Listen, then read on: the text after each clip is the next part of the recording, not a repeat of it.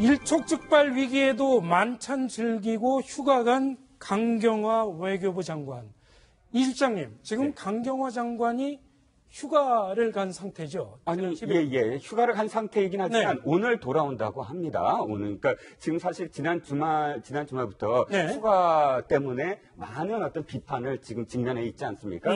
현 정부가 또 출범할 때 뭐라고 얘기했냐면 지금까지 이 외교 안보의 어떤 그 컨트롤을 안보 쪽에서 우리는 해왔는데 그렇기 때문에 너무 강경하고 아무런 대북 관계에 있어서 진전을 보이지 않기 때문에 네. 외교적으로 풀겠다 해서 안보실장도 사실은 외교 쪽으로 전진 배치를 했고 강경화 장관으로 하여금 많은 어떤 임무를 부여하지 않았습니까? 네. 그런데 막상 지금 미국과 북한이 굉장히 엄중한 어떤 긴장 상태에 있는 데도 불구하고 강경화 외교부 장관, 외교의 어떤 수장 강경화 장관이 휴가를 떠났다는 데 대해서 굉장히 많은 어떤 비판이 계속 이어지고 있었습니다. 예. 강 장관 뒤늦게 지금 업무에 복귀하겠다. 그리고 내일 아침에 벌어지는 회의에 국무회의에 참석을 하겠다라고 지금 얘기를 하고 있습니다. 그렇군요. 그만큼 어떤 위중한 상황이라면 사실상 가지를 않았어야 되지 않느냐라는 어떤 의견이 더 많이 지금 사실은 그 얘기를 좀 해보려고 하는 건데요. 강경화 장관이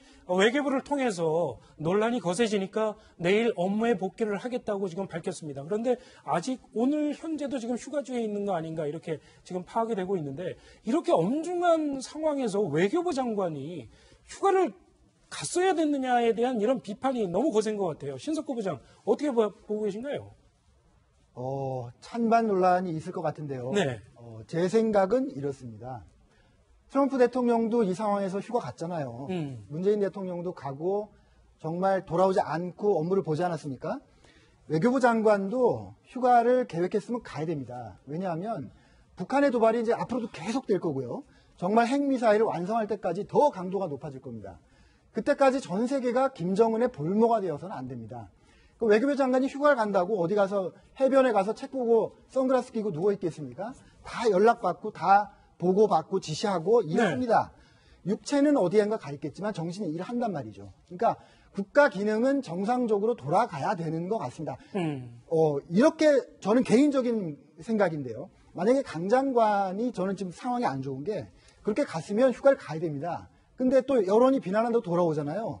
그래서 저는 상황이 안 좋은 것 같습니다. 그렇군요. 최악의 경우인 것 같습니다. 첫 번째 선택을 할 수 있죠. 나는 외교부 장관을 하는 동안에는 북한이 도발하면 안 가고 그렇군요. 지키겠다. 그럼 원칙을 세우고 지키면 가장 좋았죠. 그게 아니라면 나는 미국 스타일로 휴가 가서 일을 하겠다라고 하든지. 근데 지금은 갔다가 돌아왔습니다. 네. 그 형태가 정말 안 좋은 경우입니다. 일단 하여튼 강경화 장관 휴가 간 점에 대해서 제가 너무 좀 부정적인 시각으로 좀 보는 거 아닌가 하는 생각이 갑자기 드는데요. 다른 분들도 비슷한 생각이신가요? 어떻게 보십니까? 저는 신 부장님하고 똑같 비슷한 생각이죠. 네. 그러니까 휴가라고 하는 것이 물론 이종근 우리 실장님이 걱정하시는 것처럼 그런 우려도 있지만 네. 우리나라에서 거의 뭐 아무리 멀어도 제가 볼 때는 그 전화로 다 연결이 가능하고 또 언제든지 비상사태에는 대응할 수 있는 체제가 돼 있다고 보고요. 네. 물론 장관이 있어야 되겠죠. 있으면 더 좋을 뻔했지만 없더라도 사실 외교부가 작동하고 돌아가는 데는 큰 문제는 없다고 생각을 합니다. 그래서 본인이 휴가를 가서 지금 이제 신부장하고 저 동의한 생각 중에 하나가 예. 차라리 그냥 안 왔으면 나올 뻔했어요. 그리고 끝까지 버티다가 시간 끝나고 나서 와서 본인의 의사를 밝히면 좋았을 뻔했는데 돌아오는 바람에 갑자기 이제 또 논란이 되는 상황이 돼버려서 그리고 이제 우리가 앞으로도 저도 거기에 동의하는 게 이게 이 문제가 그냥 하루아침에 끝나는 문제가 아니잖아요. 네. 앞으로도 강해질 수도 있고 이런 상황에서 계속 그러면 그 김정은에 대해서 김정은이 그렇게 하는 것에서 우리 정부가 계속 끌려다니는 모습을 보여줄 거냐. 그리고 제가 예전에도 문재인 대통령 그 휴가할 때도 그 얘기를 말씀을 드렸는데 우리의 자신감이라고 저는 생각을 해요. 네. 그러니까 정부가 돌아가는 시스템 자체가 제대로 돼 있으면 장관이 휴가 간다고 해서 문제가 되고 외국까지 가는 것도 아니고 우리나라 내에 있을 때는 뭐 제가 볼 때는 휴가 간다고 해서 특별히 문제가 있을 거라고 생각하지 않습니다. 네, 근데 신 대표님, 근데 강경화 장관 같은 경우에 지난 목요일이죠. 여성 의원 18명이랑 공관에서 만찬도 즐겼다고 하거든요. 네, 뭐 만찬을 즐기는 거 그거는 뭐 좀 대단히 문제 있다고 생각하지 않습니다. 네. 사실은 뭐 만찬이란 것이 저녁을 그 만찬 아니라도 저녁 식사를 하기 때문에 어차피 하는 식사를 가지고 좀 더 효율적으로 어떤 그 정무적인 활동을 하는 것은 저는 환영을 합니다. 다만 휴가라는 것이 방금 이제 최 교수님하고 저하고 조금 생각이 다른데 네. 비상 상황이 닥치면 우리 국내에 있으면 어디든지 다 대처가 됩니다. 그런데 그 비상 상황이 국방부는 전쟁이 터지면 비상이에요. 외교부는요, 지금이 비상입니다. 왜냐? 지금 우리 국민들이 혹시 미국이 북한을 선제 타격하고 그러면 그 선제 타격하면 북한이 조건 반사적으로 우리에게 포탄을 날리면 서울 이쪽으로 지금 포탄이 날아오고 우리는 어떻게 될 것이냐? 네. 이런 것에 대해서 불안이 들고 있지 않습니까? 우리에게 포탄이 날아오지 못하도록 하는 것. 미국이 혹시 북한을 공격한다 하더라도 우리에게는 안 날아오게 막 만드는 것. 이게 바로 외교부 장관이 할 일이에요. 이거 국방부 장관이 하는 일 아닙니다. 네. 국방부 장관은 우리에게 포탄 날아오면 즉시 응징보복해서 두 번 다시 우리에게 도발할 의지를 꺾어버리는 것. 이게 국방부 장관이 할 일이고 포탄 안 날아오게 하는 건 외교부 장관이 할 일이에요. 네. 지금이 비상이에요. 그런데 우리 휴가라고 하는 것이 우리 지금 다 휴가철 아닙니까? 1년 동안 정말 열심히 일했기 때문에 힐링하기 위해서 가는 거예요. 강경화 장관 일한 지 한 달 됐습니다. 네. 정말 이런 비상 상황에 한 달 되신 분이 꼭 지금 가야 되냐? 앞으로 이게 장기화된다 하더라도 1년 아니거든요. 그래서 이런 부분 아무리 국가 정책이 어떤 그 휴가를 즐기는 삶을 보장하자 한다 하더라도 이 안보 분야에 있는 분들은 지금 상황은 아니다라고 저는 생각합니다. 지금 말씀을 들어보니까 하여튼 네 분의 말씀이 상당히 의견이 엇갈리는 것 같아서 찬반이 분분하구나 하는 걸 좀 알 수 있을 것 같습니다. 이 얘기를 하는 이유는 이런 엄중한 상황을 현 정부가 제대로 안보 의식을 갖고 지켜보고 있는 것 같지 않다. 이런 비판의 목소리가 나오고 있어서 지금 이 얘기를 하고 있는 건데 그런 상황에서 오늘 문재인 대통령이 택시 운전사 영화를 관람을 했거든요. 그거에 대해서도 또 일각에서는 지금 이 상황에서 택시 운전사 영화를 보는 게 맞는 거냐 이런 인식도 있는 것 같습니다.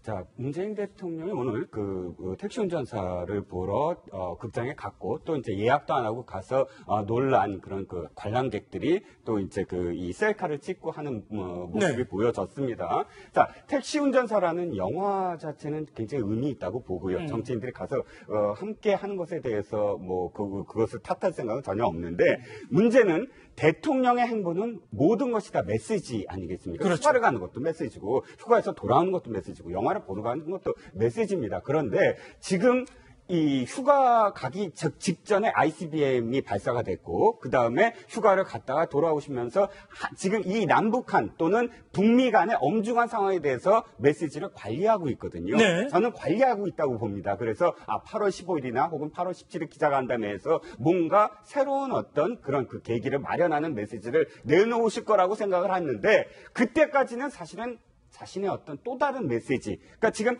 택시 운전사한테 그 영화를 보러 간 건 사실 또 다른 메시지거든요. 다른 메시지가 개입돼서 15일이나 17일 날 할 메시지를 사실 흐려놓고 있다라고 보여지는 것이죠. 네. 그러니까 사실 야당에서도 비판을 한 대목이 그거거든요. 문재인 대통령 어디 갔느냐. 그러니까 사실은 저는 부적절했다고 봅니다. 네. 네, 문재인 대통령 오늘 택시 운전사를 보며 눈물도 흘렸다고 하는데요. 먼저 발언 내용 들어보시겠습니다. 오늘 이 영화의 주인공인 힐츠페트 독일 기자 부인과 여동생 함께 영화 보러 왔습니다. 다들 박수 한번 해주세요. 네, 최 교수님, 예. 영화를 관람하는 것 자체를 그렇게 문제를 삼을 수는 없는 일이겠죠. 다만 이 안보 의식을 대통령이 어떤 안보 의식을 드러내느냐가 국민들에게 메시지를 던지는 건데 아직도 북미 갈등에 대해서 아무런 언급이 없는 거에 대해서 좀 의아해하는 국민들이 있는 건 맞는 것 같습니다. 어떻게 해석하십니까? 먼저 이제 택시 운전사 본 걸 가지고 비판하는 건 저는 잘못됐다고 생각합니다. 대통령이 영화도 못 봅니까? 지금 이 상황에서? 그건 아니라고 보고요. 이제 지금 말씀하신 그 부분.